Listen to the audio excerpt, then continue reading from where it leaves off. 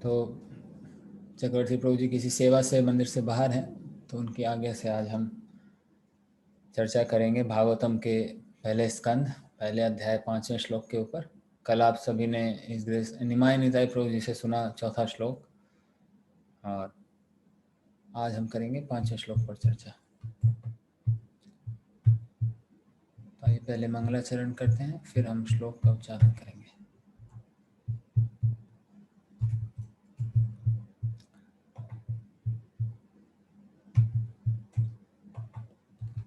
ओम अज्ञानतिमिरान्धस्य ज्ञानाञ्जनशलाकया चक्षुरुन्मीलितं येन तस्मै श्रीगुरवे नमः। श्रीचैतन्यमनोभीष्टं स्थापितं येन भूतले स्वयं रूपः कदा मह्यं ददाति स्वपदान्तिकम्। वन्देऽहं श्रीगुरोः श्रीयुतापदकमलं श्रीगुरून् वैष्णवांश्च श्रीरूपं साग्रजातं सहगण रघुनाथान्वितं तं सजीवम् साद्वैतं सावधूतं परिजनसहितं कृष्णचैतन्यदेवं श्रीराधा कृष्णपादान् सहगणललिता श्रीविशाखान्वितांश्च नमः। ॐ विष्णुपादाय कृष्णप्रेष्ठाय भूतले श्रीमते भक्तिवेदान्तस्वामिन् इति नामिने। नमस्ते सारस्वते देवे गौरवाणी प्रचारिणे निर्विशेषशून्यवादी पाश्चात्यदेशतारिणे। नमो महावदान्याय कृष्णप्रेमप्रदायते कृष्णाय कृष्णचैतन्य नामने गौरत्विषे नमः। हे कृष्ण करुणा सिंधो दीनबंधो जगत्पते गोपेश गोपिका कांत राधा कांत नमोस्तुते। तप्त कांचन गौरांगी राधे वृंदावनेश्वरी वृषभानुसुते देवी प्रणमामि हरिप्रिये। वाञ्छाकल्पतरुभ्यश्च कृपा सिन्धुभ्य एव च पतितानां पावनेभ्यो वैष्णवेभ्यो नमो नमः। जय श्री कृष्ण चैतन्य प्रभु नित्यानंद श्री अद्वैत गदाधर शिवासादि गौर भक्त वृंद। हरे कृष्ण कृष्ण कृष्ण हरे हरे हरे राम राम राम हरे हरे। हरे कृष्ण।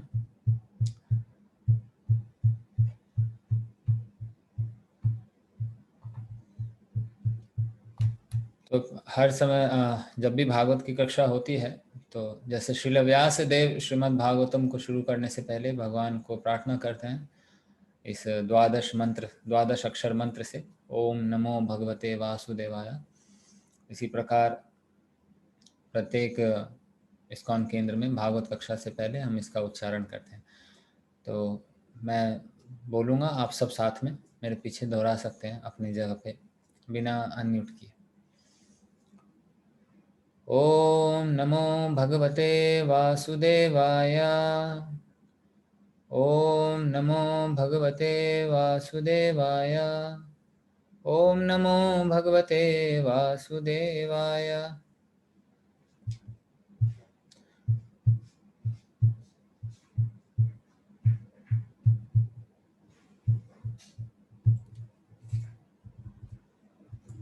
श्रीमद्भागवतम स्कंद 1 अध्याय 1 मुनियों की जिज्ञासा, श्लोक संख्या 5।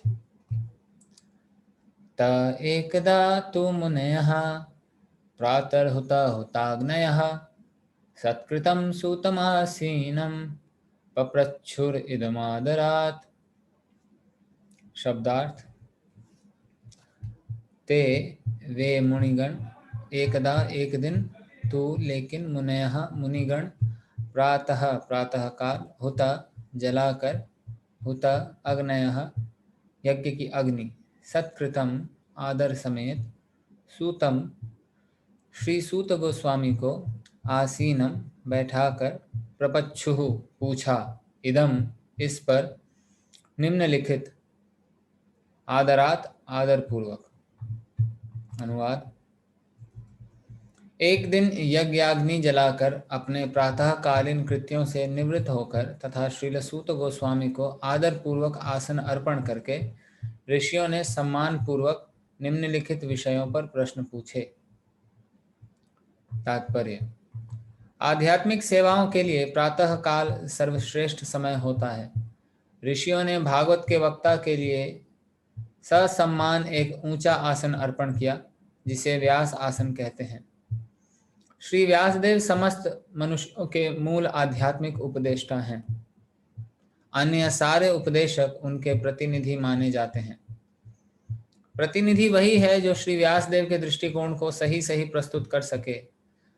श्री व्यासदेव ने भागवत का संदेश श्री सुखदेव गोस्वामी को प्रदान किया और श्री सूत गोस्वामी ने उनसे, श्री सुखदेव गोस्वामी से इसे सुना। श्री व्यासदेव के सारे प्रामाणिक प्रतिनिधियों को शिष्य परंपरा में गोस्वामी समझना चाहिए। ये गोस्वामी अपनी सारी इंद्रियों को वश में करके पूर्ववर्ती आचार्यों के पथ में दृढ़ रहते हैं। वे भागवत पर मनमाने व्याख्यान नहीं देते, अपितु अपने उन पूर्ववर्ती आचार्यों का अनुगमन करते हुए अत्यंत सावधानी से सेवा करते हैं, जिन्होंने उन तक दिव्य संदेश को यथारूप पहुंचाया। भागवत के श्रोतागण वक्ता से अर्थ स्पष्ट करने के लिए प्रश्न पूछ सकते हैं, किंतु चुनौती की भावना से ऐसा नहीं करना चाहिए। श्रोता को चाहिए कि वक्ता तथा विषय वस्तु के लिए अत्यंत सम्मान के साथ प्रश्न पूछे। भगवद गीता में भी इसी विधि का निर्देश किया गया है।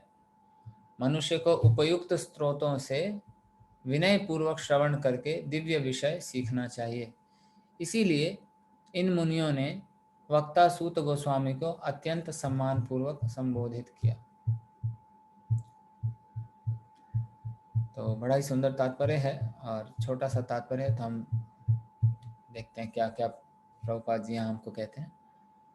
तो जैसा अभी तक आप लोगों ने श्रवण किया कि नैमिषारण्य के वन में कलयुग के प्रारंभ में शौनक आदि अपने 80,000 ऋषियों के साथ वहाँ पर आए थे तपस्या करने, यज्ञ करने, क्योंकि कलयुग के प्रभाव को रोकना चाहते थे।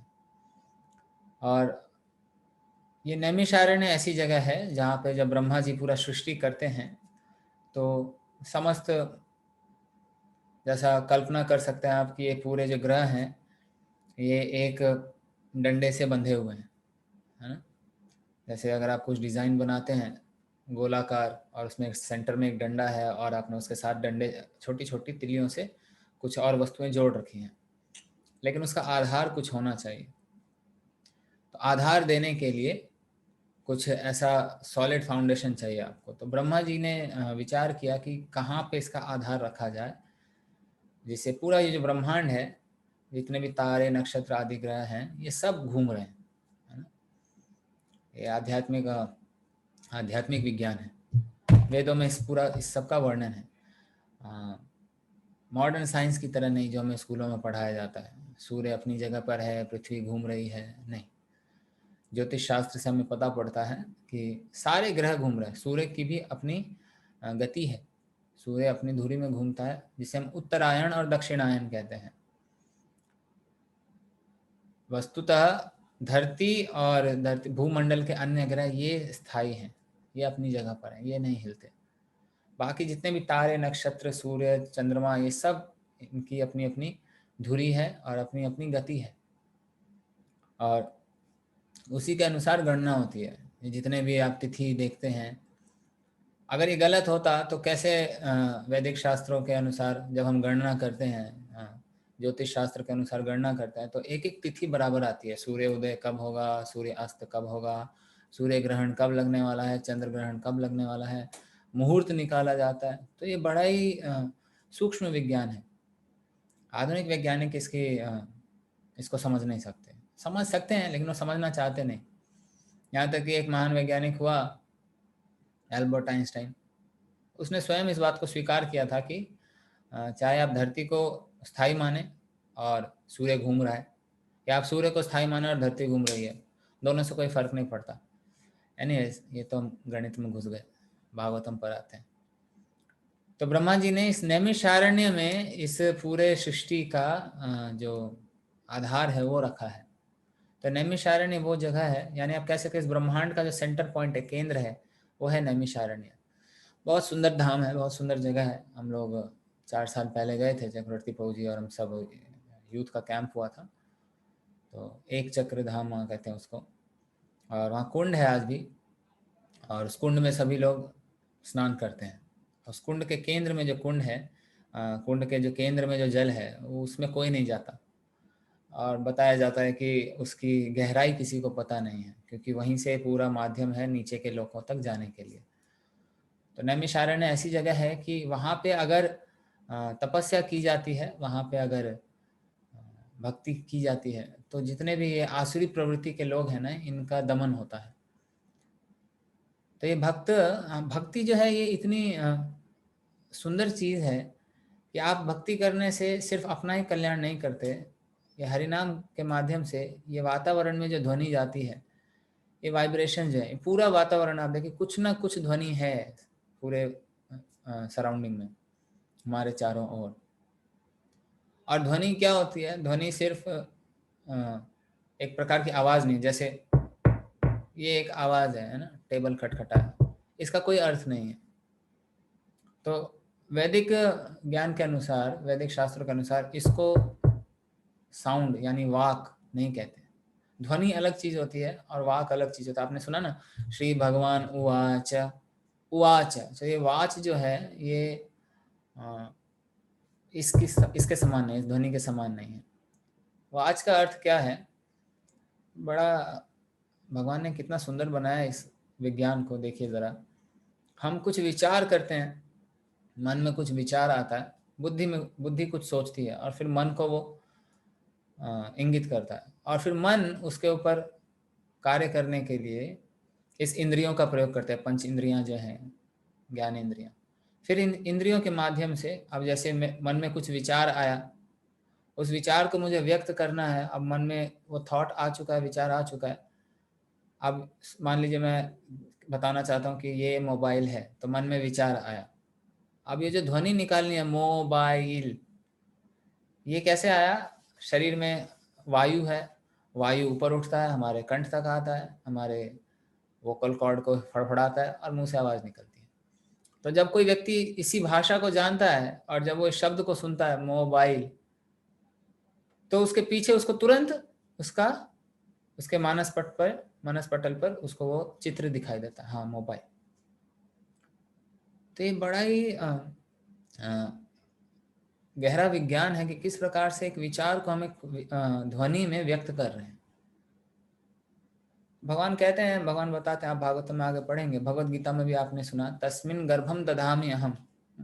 ब्रह्मन, ब्रह्म जो है भगवान, उसमें दृष्टिपात करते हैं और उसके बाद उसमें हलचल होती है और उससे पूरी सृष्टि होती है। तो वास्तव में दृष्टिपात मतलब क्या? भगवान की जो वाणी है उससे सृष्टि होती है। ब्रह्मा जी जब तपस्या करते हैं, ब्रह्मा जी को भगवान की बांसुरी की ध्वनि सुनाई दी। ब्रह्मा जी कई सालों तक तपस्या किए और ब्रह्मा के मुख से निकला ओम।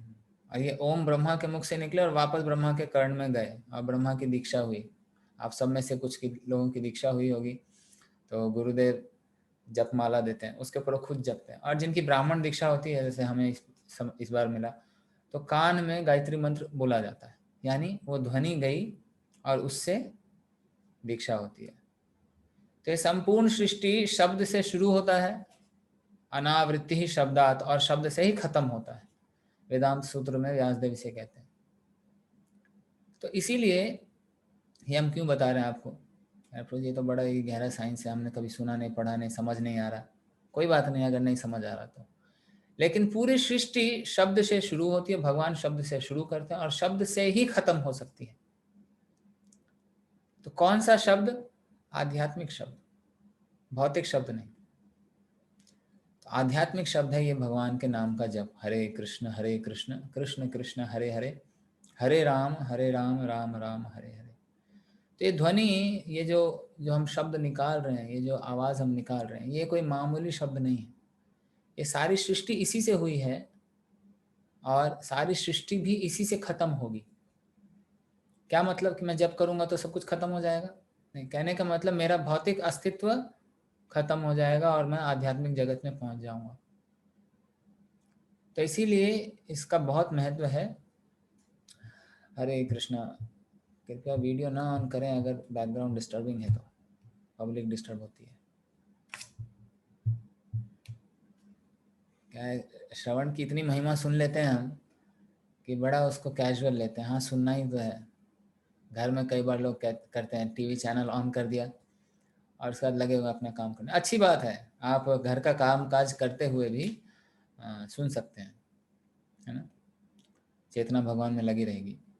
बट विशेषकर सुबह का आज हम देखेंगे, आज के श्लोक में क्या कह रहे हैं प्रभुपाद जी तात्पर्य में। श्लोक में क्या कहा गया, एक दिन यज्ञाग्नि जलाकर प्रातःकालीन कृत्यों से निवृत्त होकर श्रील सूत गोस्वामी को आदर पूर्वक आसन अर्पण करके ऋषियों ने सम्मान पूर्वक निम्नलिखित विषयों पर प्रश्न पूछे। तो बहुत ही महत्वपूर्ण शब्द है इसमें, प्रातःकालीन, आदर पूर्वक आसन अर्पण करना और सम्मान पूर्वक प्रश्न पूछना। आज हम इन 3 चीजों पर चर्चा करने वाले हैं।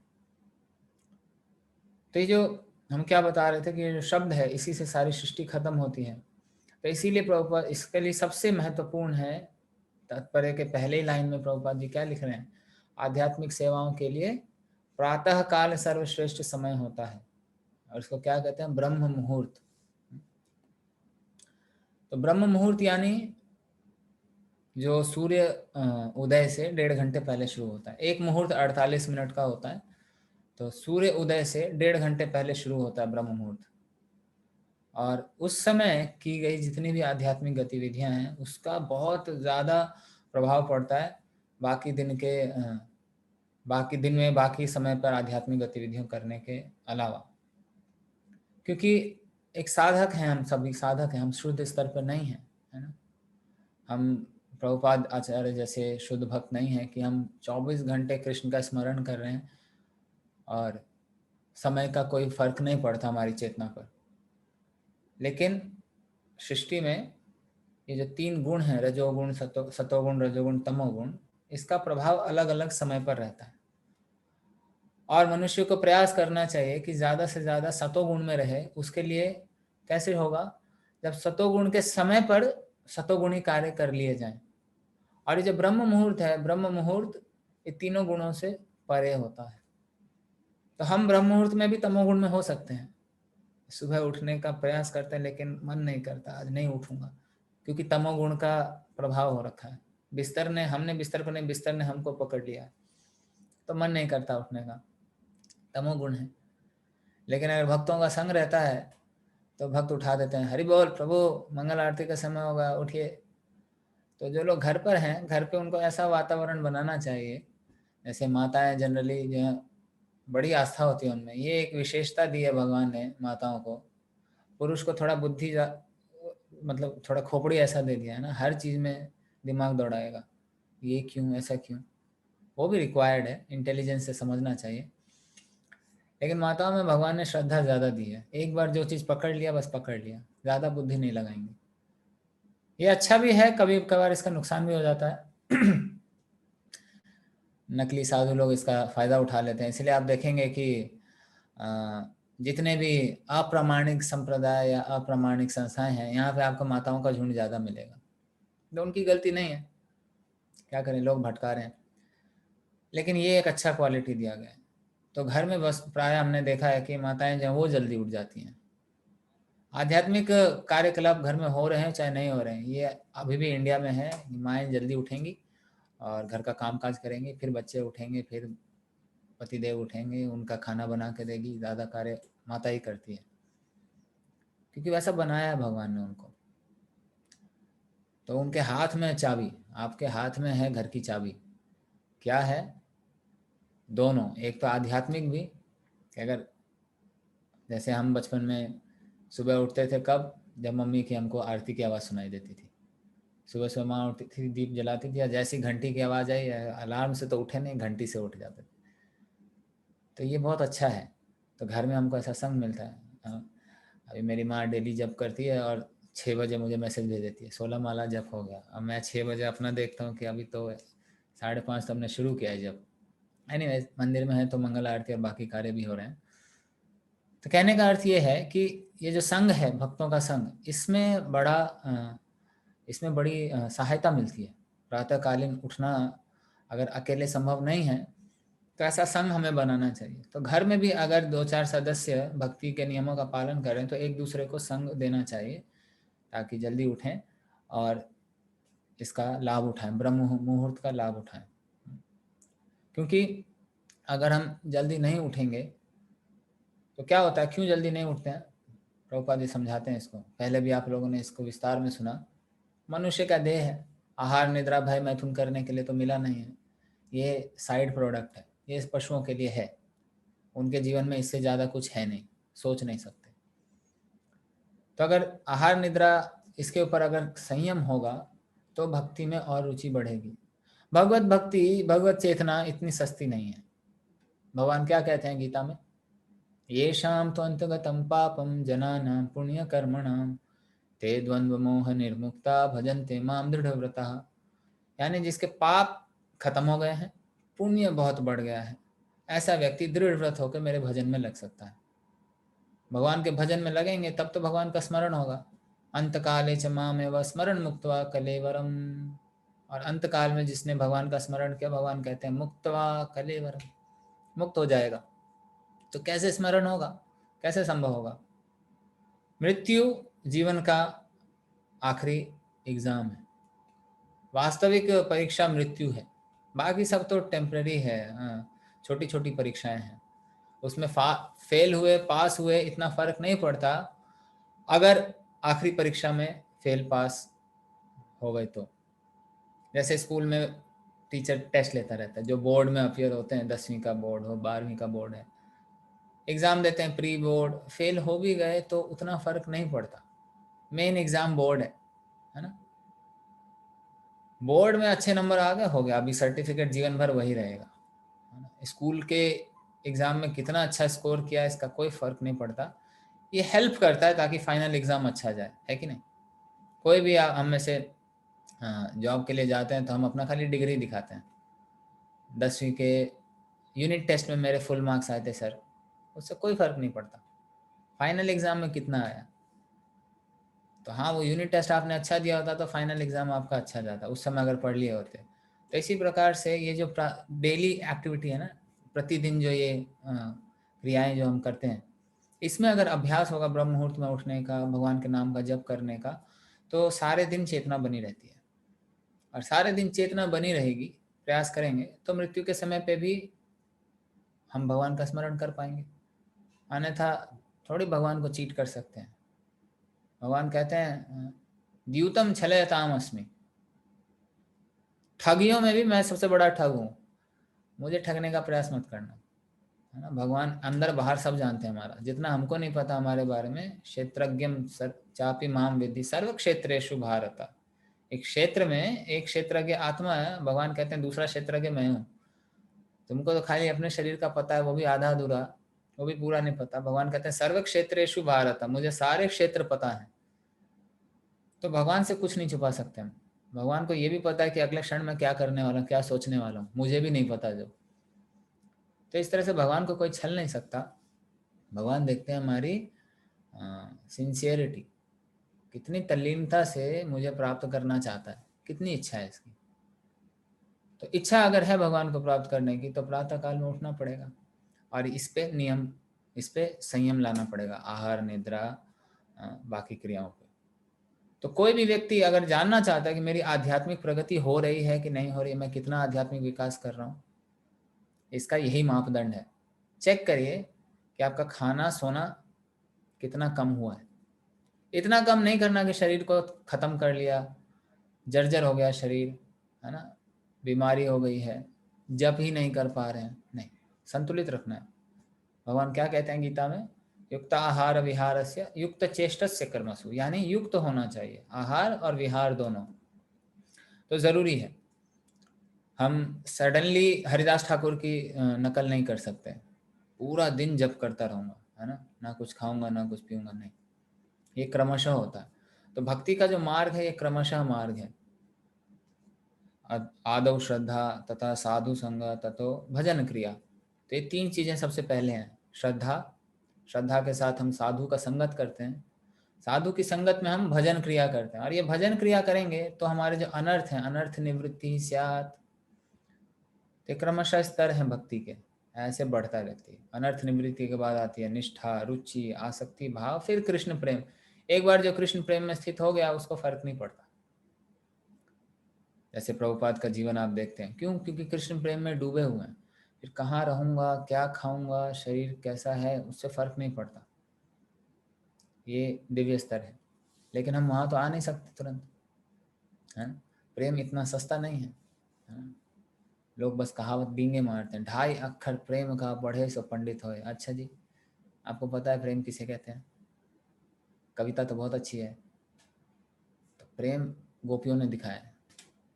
वैसा प्रेम प्राप्त करना है तो पहले साधु संगत करिए। इन गोपियों ने लाखों वर्ष तक पूर्व जन्म में तपस्या की है, फिर भगवान ने दर्शन दिया। क्या चाहिए? बंगला चाहिए, गाड़ी चाहिए, धन चाहिए, साम्राज्य चाहिए? बोले नहीं, कुछ नहीं चाहिए। क्या चाहिए? आप चाहिए।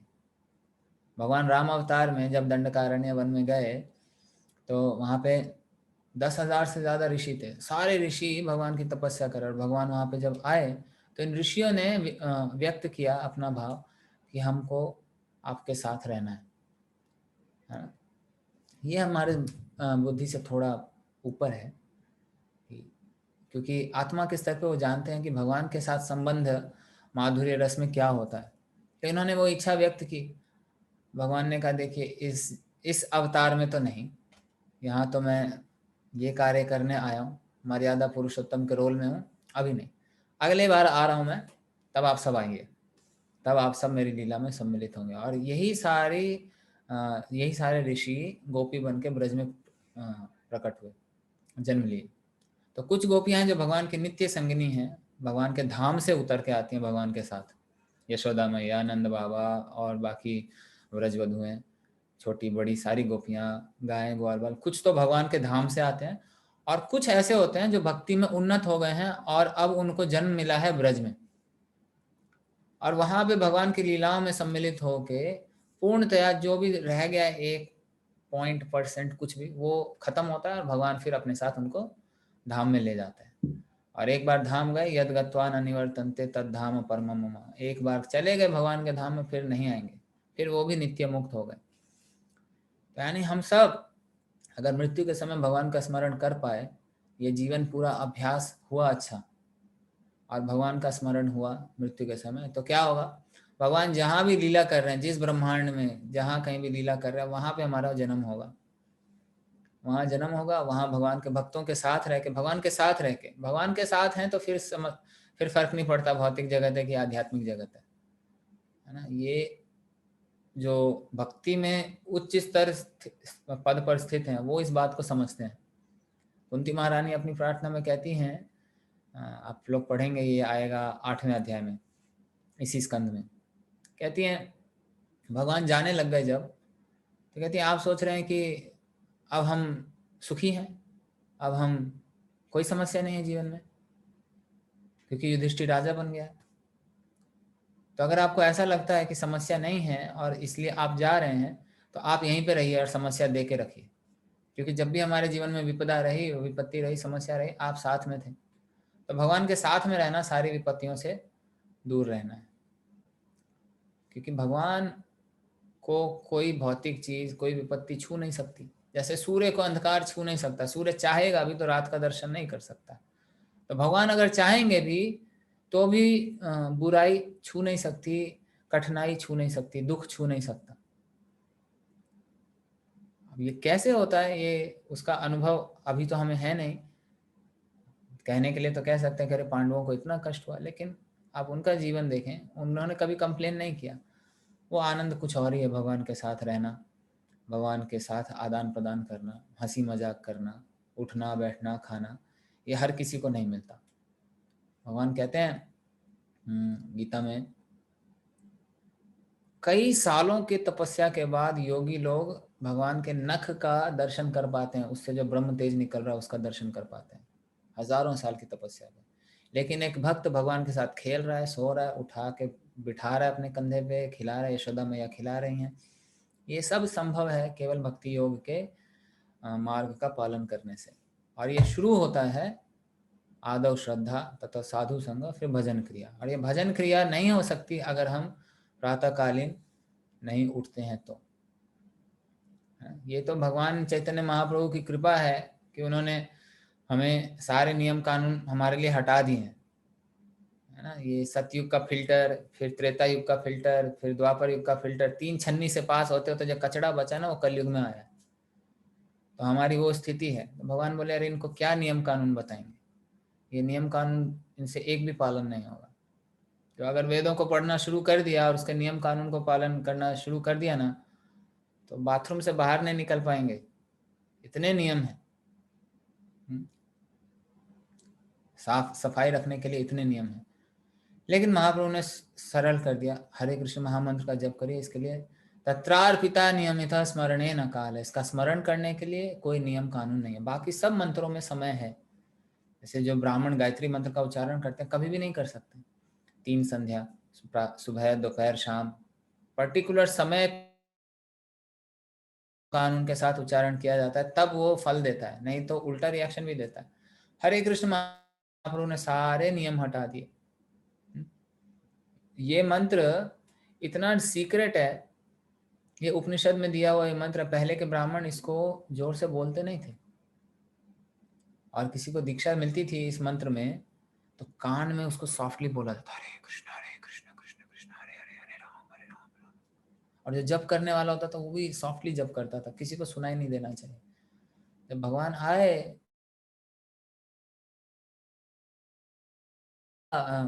यंत्र दिया था मैंने, सबसे बड़ा जो माध्यम दिया था, ब्राह्मणों ने छुपा के रखा हुआ, निकाला नहीं। तो भगवान ने इसको निकाला बाहर, ये लो सब लोग ले जाओ। नियम कानून कुछ नहीं है, जब जब करना है तब जब करो। लेकिन इसका मतलब ये नहीं कि जपमाला उठाया और बाथरूम में चले गए और जपमाला लेके जप कर रहे हैं, नहीं, ये तो तुलसी है, इसको आप हर जगह नहीं ले जा सकते, मुंह से हम जप कर सकते हैं। तो इसीलिए कुछ नियम कानून हमको दिए गए हैं। प्रभुपाद ने हमको सिस्टम दिया, 16 माला जप करिए, मंगल आरती करिए, भोग लगा कर खाइए। तो ये जब हम सुबह सुबह करते हैं तो धीरे धीरे हम शारीरिक चेतना से उठते हैं। तो एक बहुत सुंदर आप लोगों को एक पास टाइम बताऊंगा, थोड़ा ये चर्चा हो जाए तो, है ना, कैसे प्रभुपाद जी ने जो हमको दिया है इसकी महिमा का गान सिर्फ इस्कॉन के अंदर ही नहीं, अन्य संप्रदाय के आचार्यों ने भी इसका किया है। तो पहले हम इस पे चर्चा कर लेते हैं श्लोक पे। तो ये तो हुआ इसकी महिमा, इसका आपने कई बार सुना है और आगे भी सुनेंगे कि सबसे महत्वपूर्ण है सुबह सुबह उठना और भक्ति के नियमों का पालन करना। आगे कहते हैं इसी तात्पर्य में कि सूत गोस्वामी, अब ये सूत गोस्वामी कौन है? सूत गोस्वामी आप पढ़ेंगे आगे आएगा कि व्यासदेव के शिष्य थे रोमहर्षण। और व्यासदेव ने अपने अलग अलग शिष्यों को अलग अलग शास्त्र में प्रणीत करके उनको कहा था कि इसको आप प्रचार करो। तो रोमहर्षण को सारे पुराण और वो मिले थे। तो हालांकि रोमहर्षण जो थे वो शुद्ध भक्त नहीं थे, लेकिन मुनियों ने देखा कि और कोई तो है नहीं, तो मुनियों ने रोमहर्षण को गद्दी पर बिठाया था, व्यासासन पर बिठाया था। और आगे आएगा इसका वर्णन कि कैसे रोमहर्षण जो हैं उनको भगवान ने जो है दंड दिया था, बलराम जी ने उनको मारा था। और उनके पुत्र सूत गोस्वामी को फिर शौनक आदि ऋषियों ने व्यास गद्दी पर बिठाया। और ये सूत गोस्वामी सुखदेव गोस्वामी के शिष्य हैं। तो जब सुखदेव गोस्वामी को व्यासदेव ने भागवतम सुनाया, और व्यासदेव से भागवतम सुनने के बाद सुखदेव गोस्वामी फिर से निकल गए आश्रम से। व्यासदेव का मुख्य पर्पस था सुखदेव गोस्वामी को रोकने का, कि उनको भागवत सुनाया जाए। और व्यासदेव जानते हैं ना कौन है, व्यासदेव स्वयं कृष्ण के अवतार हैं। और सुखदेव गोस्वामी कौन है? राधा रानी के अपने निजी तोते हैं, ये हमने पहले बताया था, इसीलिए शुक मुखात। तो व्यासदेव चाहते थे कि इनके मुख से निकले भागवतम। तो परीक्षित महाराज जब भगवान अप्रकट हुए तो भगवान की जो सारी रानियां थी द्वारका की, 16,108 रानियां, ये बड़ी व्यथित थीं। और ये सब भगवान के बारे में सुनना चाहती थी, भगवान को इतना याद कर रही थी, सब रो रही थी। लेकिन एक पत्नी थी भगवान की, इनका नाम था कालिंदी। तो कालिंदी बड़ा प्रसन्न थी। तो बाकियों ने पूछा कि आप कैसे इतनी प्रसन्न हैं, भगवान चले गए हैं, हमें इतना शोक हो रहा है, आप कैसे इतनी प्रसन्न हैं? वो कहें क्योंकि मैं कभी अलग हुई नहीं भगवान से, मैंने भगवान की लीलाओं का श्रवण किया है। तो वो उन्होंने सबने कहा कि हम भी सुनना चाहते हैं। तो कालिंदी ने कहा कि उद्धव जी अभी भी यहीं पर हैं, भगवान ने उनको सब बताया, चलिए उद्धव के पास चलते हैं और उनसे सुनते हैं। और परीक्षित महाराज को उस समय पे ये कार्यभार दिया गया था कि ये भागवत कथा चल रही है, उद्धव जी बता रहे हैं, सारी रानियां सुन रही हैं, आप जो है रक्षा करो आगे, क्योंकि स्त्रियां सब बैठ के सुन रही हैं, कोई भी अटैक कर सकता है, कुछ भी हो सकता है, तो आप जो है पहरेदारी करिए इनका। बाकी परीक्षित महाराज बोले कि अरे तो मुझे भागवतम सुनने को कब मिलेगा? तो उद्धव जी ने उस समय बताया कि आप चिंता ना करें, भागवत के असली श्रोता आप ही हैं, पूरे विश्व में आप ही का नाम होगा, असली मतलब कैंडिडेट आप ही हैं, आपके लिए भगवान ने विशेष प्रबंध करके रखा हुआ है, समय आने पर आपको मिलेगा। और यही परीक्षित महाराज जब इनको श्राप मिला तो ये गंगा तट पर गए थे और वहाँ पे सुखदेव गोस्वामी आए। सुखदेव गोस्वामी ने इनको जब श्रीमद् भागवतम सुनाया, अंतिम 7 दिन इन्होंने भागवत सुना, उस समय जितने भी मुनि बैठे थे उसमें नारद मुनि भी आके बैठे, व्यासदेव भी आके बैठे और ये सूत गोस्वामी भी बैठे हुए थे। तो सबने सुना। और ये सूत गोस्वामी, क्योंकि प्रतिनिधित्व है ना, अभी आज के तात्पर्य में प्रभुपाद क्या लिखते हैं कि ये भागवत का संदेश श्रील व्यासदेव ने सुखदेव गोस्वामी को प्रदान किया, उन्होंने सूत गोस्वामी ने उनसे सुना। तो ये सारे व्यासदेव के प्रामाणिक प्रतिनिधि हैं। जो व्यास आसन पर बैठता है, यानी जो भी प्रचारक की गद्दी है जहाँ वो बैठ के भगवत कथा कर रहा है, उसको व्यास गद्दी कहते हैं, व्यास आसन। इसीलिए जब भागवत सप्ताह वगैरह इनका आयोजन किया जाता है तो भागवतम का और व्यास आसन की पूजा भी होती है। एनीवेज, ये हमको डेली घर पे करने की जरूरत नहीं है, मुख्य है कि भागवतम सुनना है। तो सारे व्यासदेव के जो प्रामाणिक निधि करने वाले हैं, इनको गोस्वामी भी कहा जाता है, जो सन्यासी हैं, जो पूरी तरह से समर्पित हैं भगवान को और सिर्फ भगवान की कथा कर रहे हैं, तो ये गोस्वामी है। इंद्रियों का इन्होंने दमन किया है।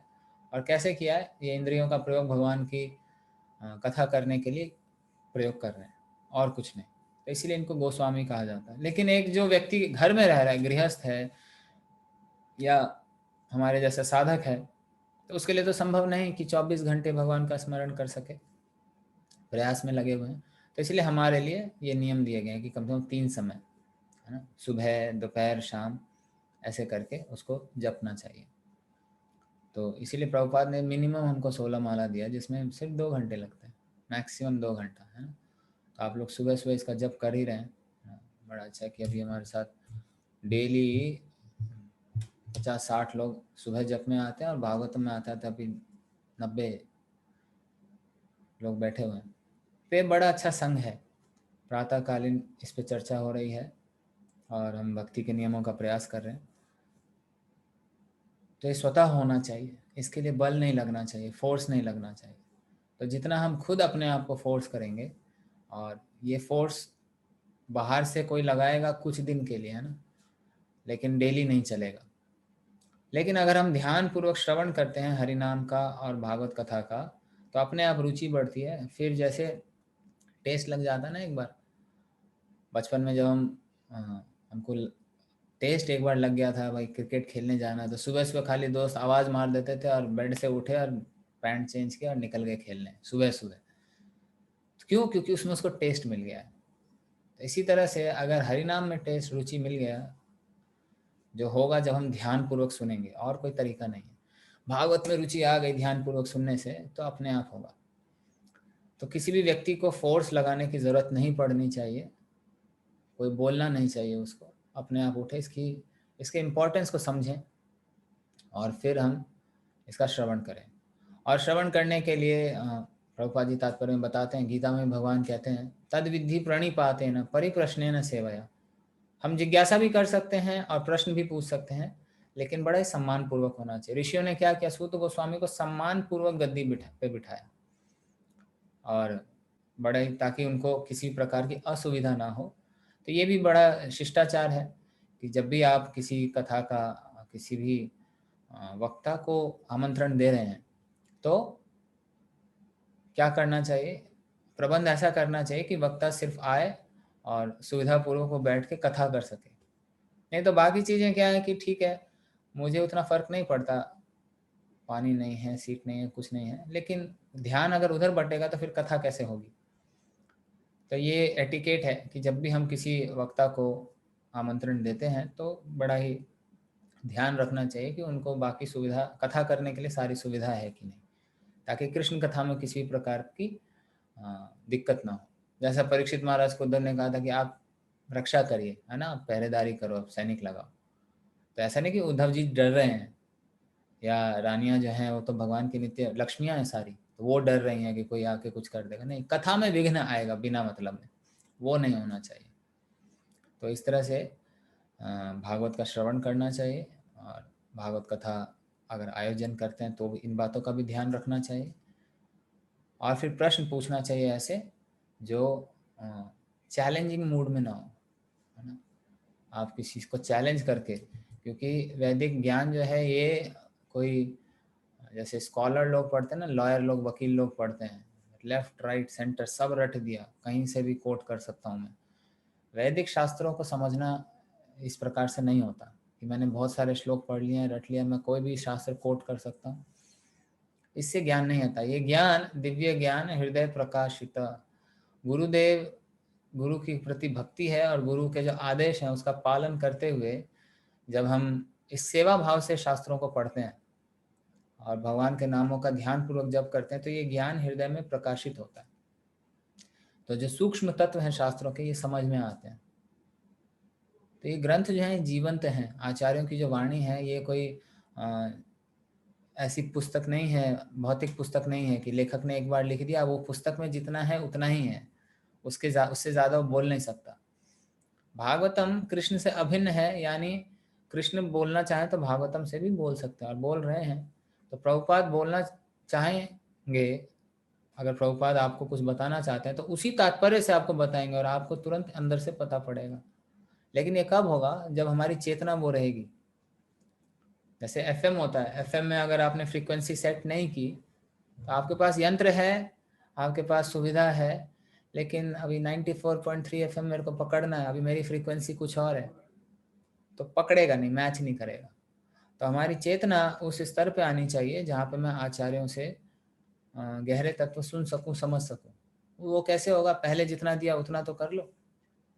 तो इसीलिए अभी जो हमको मिला है, प्रातःकालीन उठना, मंगल आरती करना, तुलसी पूजा करना, हरि नाम का जप करना, भागवत सुनना, इसको और दृढ़ता से और ध्यान पूर्वक करें तो रुचि अपने आप बढ़ेगी, और फिर क्रमशः हम भक्ति में आगे बढ़ेंगे, शास्त्रों को समझने में भी आसानी होगी, और इस तरह से मनुष्य जीवन पूरा सफल हो जाएगा। ठीक है, तो इसको हम यहीं पे रोकते हैं अब। बहुत बहुत धन्यवाद। हरे कृष्णा। किसी का अगर कुछ प्रश्न है तो पूछ सकते हैं।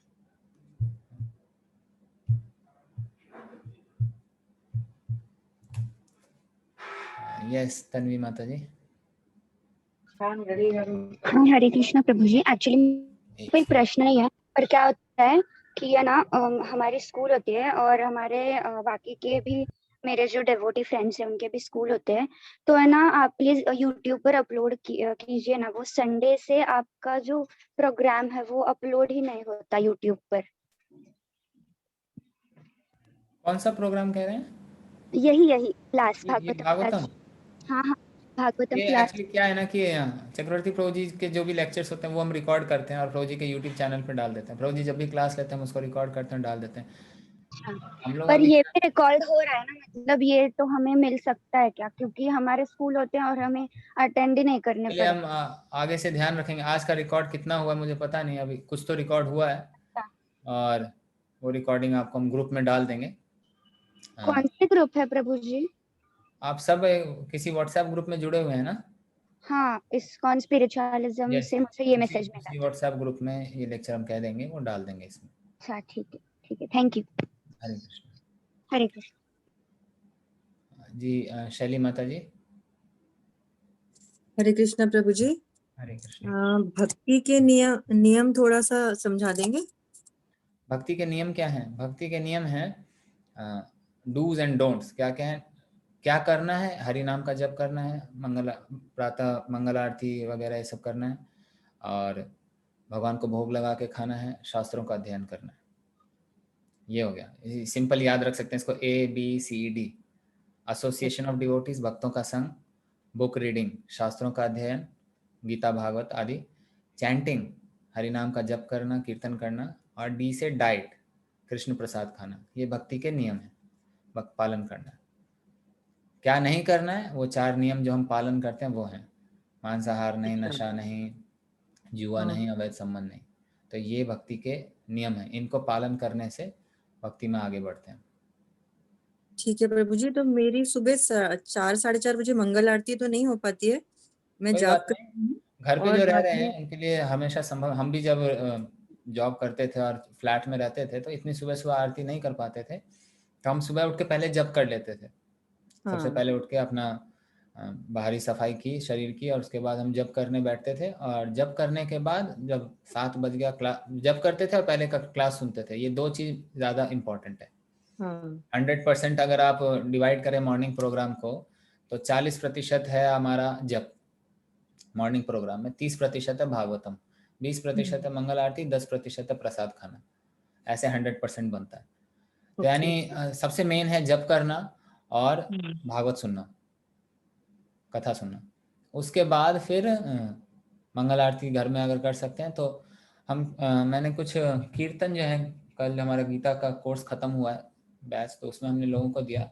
वो कीर्तन का फोल्डर हम इसी ग्रुप में डाल देंगे। उसमें मंगल आरती, नरसिम्हा आरती, तुलसी आरती और कुछ हरे हरे कृष्ण महामंत्र के कीर्तन हैं। तो आप लोग वो सुन सकते हैं और सुबह सुबह गा सकते हैं उसको। तो जैसे ही आपका जप हो गया तो सबके घर में कोई ना कोई ऑल्टर तो होगा छोटा सा, और प्रभुपाद जी का फोटो होगा। तो वहाँ पे गुरुअष्टकम गा सकते हैं, संसार दावा नल लीढ़ लोका, ये 8 श्लोक हैं, इनको हम डेली सुबह गाते हैं। तो ये आप गाइए। तुलसी है, तुलसी में जल डालिए।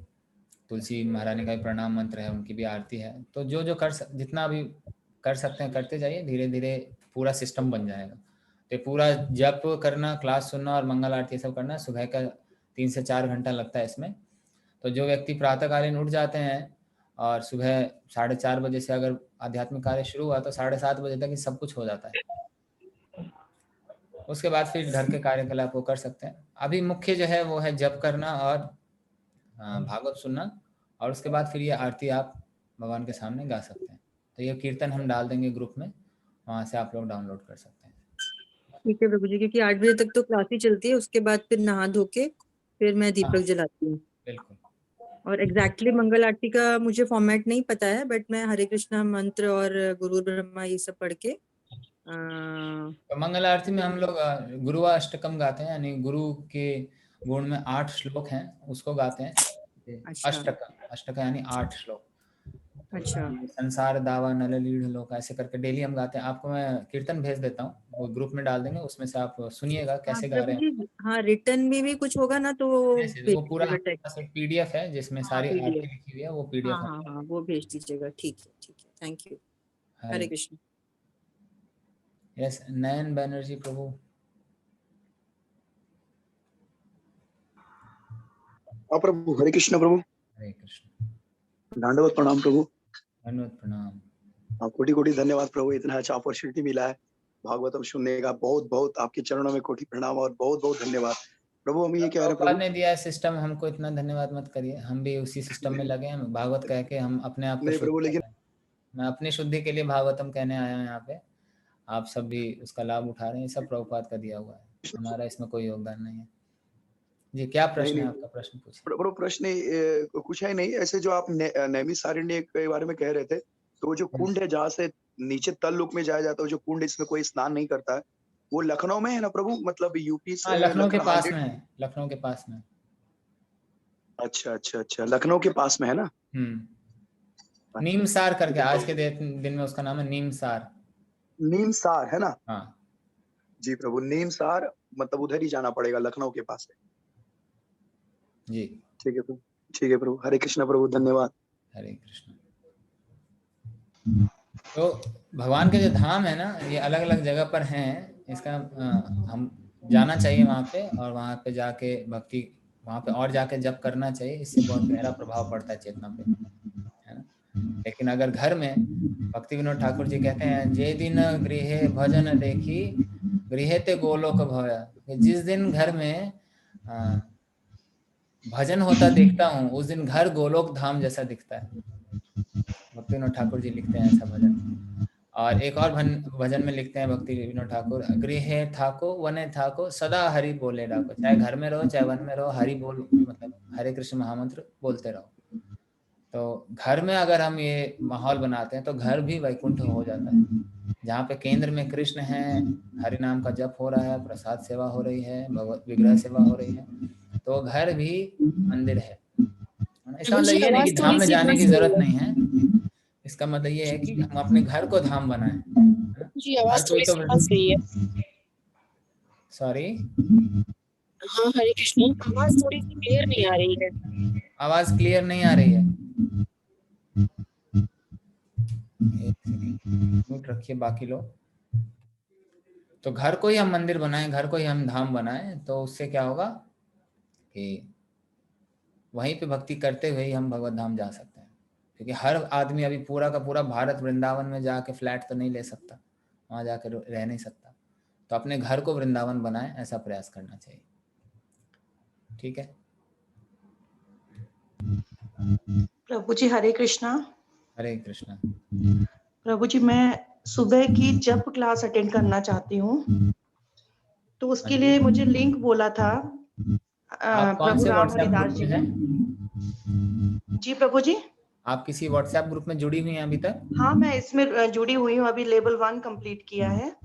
अच्छा, अभी लेवल 1 कंप्लीट किया आपने? हाँ जी जी। तो अभी बताया जाएगा क्योंकि लेवल 1 कल ही कंप्लीट हुआ ना, मॉर्निंग वाला बैच कल ही खत्म हुआ और इवनिंग वाला बैच आज खत्म होगा। तो आज हम इन ग्रुप्स में, पहले भी हमने एक बार शेयर किया था, वो ग्रुप में पहले मैसेज गया था।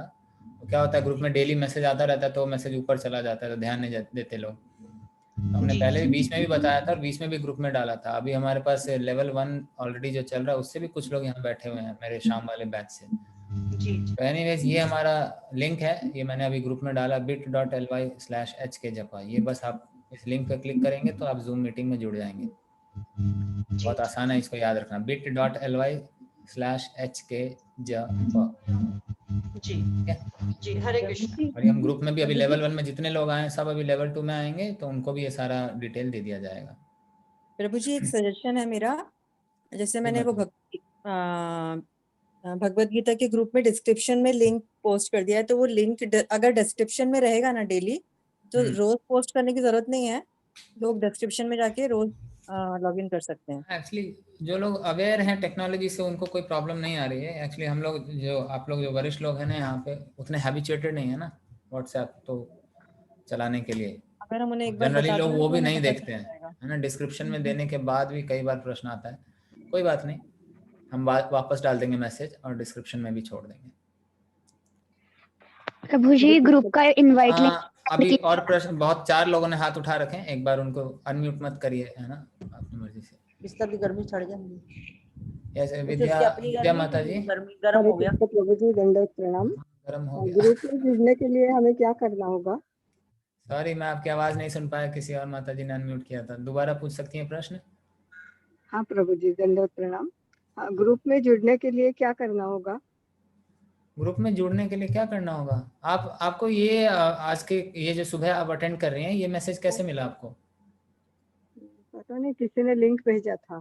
हाँ तो जहाँ मिल रहा है आपको वो आप सही जगह जुड़ी हुई हैं, इसके अलावा और कुछ नहीं है। इसी लिंक पे डेली सुबह जब होता है और क्लास होती है। हाँ वो तो मैं ऑलरेडी मिल अटेंड तो रहा है करती आपको हूँ। मैसेज। हाँ हाँ।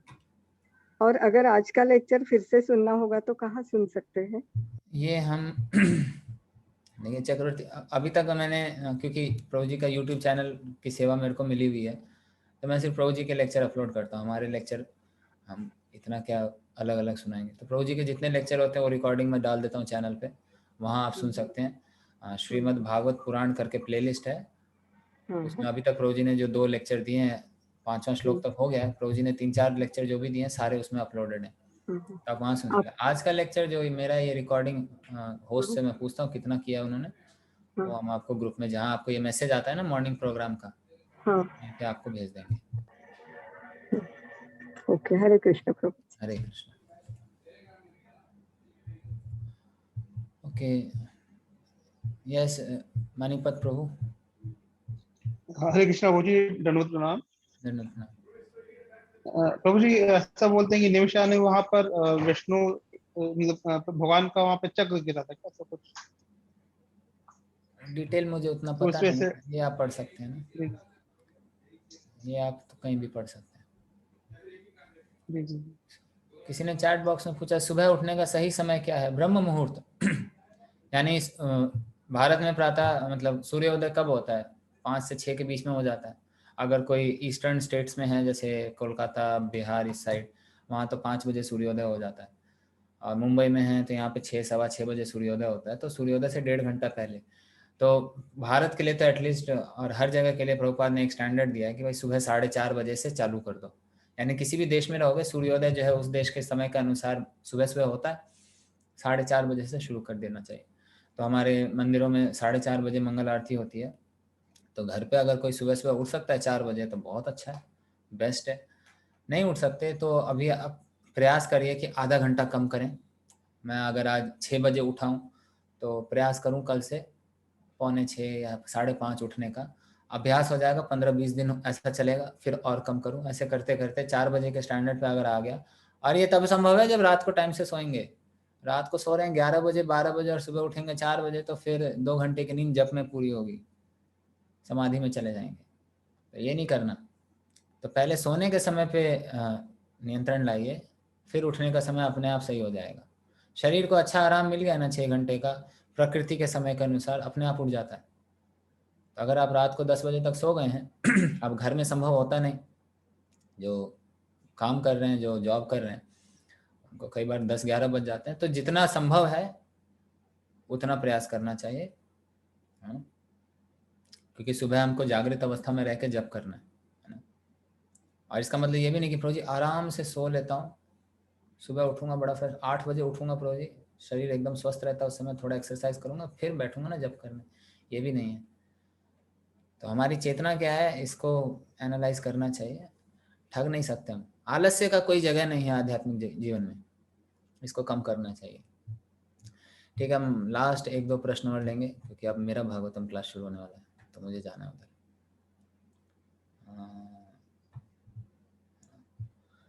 देखिए जप करने के लिए ये जो हमने वीडियो बनाया है ना प्रभुपाद जी का, प्रभुपाद जी तो 6 मिनट से भी कम समय लेते थे जप करने में, है ना। क्योंकि जब एक बार अभ्यास हो जाता है ना और आप सॉफ्टली जप कर रहे हैं, बहुत सॉफ्ट बोल रहे हैं, आपके कानों तक खाली आवाज़ जानी है, ज़्यादा दूर तक नहीं भेजना है हमको आवाज़, ध्वनि सिर्फ कान तक जानी चाहिए। और वो जब फास्ट होता जाता है, शरीर ज़्यादा परेशान नहीं कर रहा है, तो 6 मिनट से कम समय में जप हो जाता है। ऐसा हमारा भी अपना निजी अनुभव है और आराम से होता है। ये हमने एक एवरेज रखा है 7.5 मिनट। इसका मतलब ये नहीं कि आप प्रभुपाद की स्पीड के साथ मैच करके चलते रहे, अरे भाग गया 24 पे पहुंच गया, मेरा अभी तक 5 हुआ है, वो नहीं करना है। वो बस एक रेफरेंस के लिए प्रभुपाद का वॉल्यूम को आप कम रखिए, अपना आवाज़ सुनिए, जो भी आपकी स्पीड है। आपको सांस लेने में तकलीफ है, आराम से करिए। 10 मिनट लगता है, 11 मिनट लगता है, 12 मिनट लगता है, शास्त्र में कहीं पे नहीं लिखा है कि हरे कृष्ण महामंत्र 108 बार जो है इतने मिनट में होना चाहिए। हाँ, एक जनरल स्टेटमेंट रहता है कि ज्यादा समय लग रहा है तो चेक करिए कहीं आप सो तो नहीं रहे, माला पकड़ लिया, मुंह चल रहा मैकेनिकल लेकिन सो गए। और बहुत कम समय लग रहा है तो कहीं आप स्किप तो नहीं कर रहे, पूरा मंत्र बोल नहीं रहे, तो ये चेक करना चाहिए। लेकिन इसका मतलब ये नहीं कि अगर कोई आराम आराम से जप कर रहा है, एक एक शब्द का उच्चारण करके, और उसको 15 मिनट लगता है तो वो गलत कर रहा है। कोई बात नहीं, जप मतलब गाना नहीं है, बस बोलना है और अपनी स्पीड पे बोलिए। आपको सांस की अगर समस्या है तो आप देखिए क्या कर सकते हैं, कितनी स्पीड पे जप कर सकते हैं, आराम आराम से जप करिए। ब्रेक करके कर सकते हैं, कई लोग जैसे उनको अस्थमा के मरीज होते हैं, वो एक साथ इतना सारा नहीं कर पाते हैं तो ब्रेक करके करते हैं, सुबह कुछ माला, दोपहर में कुछ, शाम को, रात को, ऐसे करके। तो आप वैसे कर सकते हैं, है ना। तो अगर ज़्यादा ही तकलीफ है मन में कि बोलने में, कि बिल्कुल नहीं होता है, एक माला के बाद ही सांस फूलने लगती है, बोलने में ज़्यादा समस्या है, तो आप मन में करिए, है ना। ठीक है, ये हम लास्ट प्रश्न लेंगे। किसका पहले हाथ उठा था? ये नीलिमा माता जी। क्लास से संबंधित कोई प्रश्न है तो वो पूछिए, बाकी डिटेल्स तो आप लोग सुनते रहेंगे। जी कहिए। ये प्रभु जी क्लास रिलेटेड नहीं है, थोड़ा ये मंगल आरती के बारे में पूछ रही हूँ। तो मंगल आरती अगर इतना अर्जेंट नहीं है तो हम दूसरा प्रश्न ले लेते हैं। मंगल आरती आप सुबह करिए, अभी नहीं जैसा चल करती रहा हूँ है लेकिन फूल नहीं कर पाती हूँ, अर्घ्य कपड़ा ये सब नहीं दिखा पाती, तो चलेगा ना, मतलब दीपक और चलेगा अगरबत्ती? चलेगा। ठीक है ठीक है। अभी जप करिए, भागवत पढ़िए, भागवत सुनिए। हाँ यस, अंजलि गुप्ता माता जी।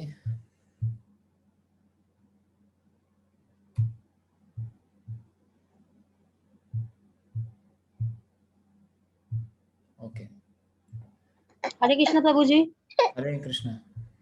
ओ मतलब सुबह सुबह मुझे काम रहता, पानी वगैरह आता है, तो ये मतलब जो देखिए ये सब प्रश्न, आप लोग बुद्धिमान नहीं, हैं, एक आप कथा लोग यूट्यूब पे अपने आए, घर का क्या परिस्थिति है इसको आंकिए नहीं और जो बेस्ट कर सकती हैं वो करिए। सुनने मिलेगा यूट्यूब पे।